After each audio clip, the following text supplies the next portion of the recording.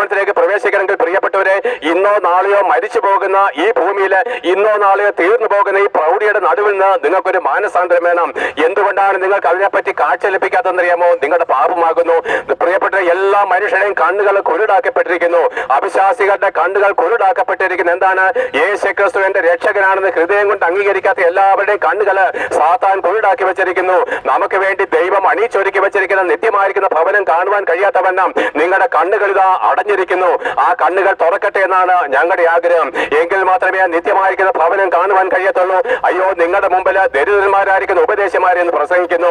നിങ്ങളുടെ മുമ്പിൽ എന്താണ്? ഒന്നിനും വിലയില്ലാത്ത ചില ഉപദേശമാര് തേരാപാര തെരുവോരങ്ങൾ കൂടെ നടന്ന് പ്രസംഗിക്കുന്നു. നിങ്ങളുടെ ചന്തസ്ഥലത്തും വീടുകളിലും വരുമ്പോൾ നിങ്ങൾ പലരും എന്താണ്? കഥകൾ കൊട്ടിയടിച്ചിട്ട് പറയും അല്പം പോലും സമയമില്ലെന്ന്. അതേ പ്രിയപ്പെട്ടവരെ, നിങ്ങൾക്ക് അല്പം പോലും സമയമില്ല. നിങ്ങളുടെ ആത്മാവിന്റെ വീണ്ടെടുപ്പിനെ പറ്റി കേൾപ്പാൻ നിങ്ങൾക്ക് അല്പം പോലും സമയമില്ല. നിങ്ങൾ തിരക്കിട്ട ജീവിതമാണ്. എന്നാൽ ആ തിരക്കുള്ള ജീവിതത്തിൽ ഒരു ദിവസം നീ മരിച്ചു പോകുകയാണ്.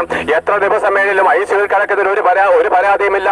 എത്ര മണിക്കൂറുകൾ വേണേലും ഹോസ്പിറ്റൽ മുമ്പിൽ വായി നോക്കിയിരിക്കുന്ന ഒരു കുറവുമില്ല. എന്നാൽ ഒരു ഉപദേശി കഷ്ടം സഹിച്ച് നിങ്ങളുടെ വീട്ടിലേക്ക് നിങ്ങളുടെ രക്ഷയ്ക്ക് വേണ്ടി, നിങ്ങളുടെ മക്കളുടെ രക്ഷയ്ക്ക് വേണ്ടി സുവിശേഷം അറിയിക്കാൻ വരുമ്പോൾ നിങ്ങളുടെ പാരമ്പര്യം വെച്ചും നിങ്ങളുടെ മതഭക്തി വെച്ചും നിങ്ങൾക്ക് മനുഷ്യനുള്ള ബഹുമാനം വെച്ചും നിങ്ങൾ പറയും ഞങ്ങൾക്ക് സമയമില്ല, ഞങ്ങൾക്ക് എന്റെ ആത്മാവിനെ പറ്റി കേൾപ്പാൻ സമയമില്ല.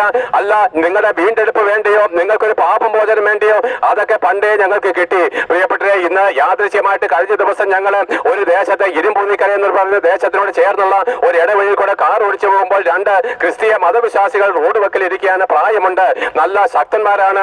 ഞാൻ അവരോട് ചോദിച്ചു, അപ്പച്ചമാരെ നിങ്ങൾക്ക് പാപമോചനം കിട്ടിയോ? അയ്യോ, അതൊക്കെ കിട്ടി. ഞാൻ ചോദിച്ചു, എവിടുന്ന് കിട്ടി?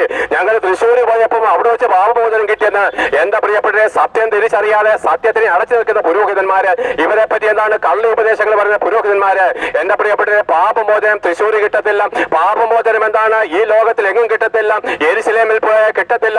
യേശുക്രിസ്തുവിന്റെ തുറക്കപ്പെട്ട കല്ലറയുടെ മുമ്പിൽ പോയി കരഞ്ഞാൽ പാപമോചനം കിട്ടത്തില്ല.